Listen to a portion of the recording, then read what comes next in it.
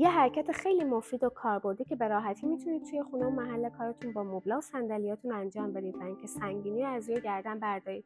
یه موقعی هست که ما حس میکنیم 2 تا وزنه 100 کیلویی روی شونه هامونه و اینکه اون سنگینی رو از روی گردنمون برداریم کافیه که دستا رو توی همدیگه قلاب کنیم و با توجه به انعطافمون باید اون ارتفاع رو انتخاب کنیم، روی مبل، روی صندلی یا حتی روی کانتر. سرگردن رو حرکت میدم، مطمئن میشم که سرگردن توی وضعیت راحتیه، قفسه سینه رو باز نگه میدارم.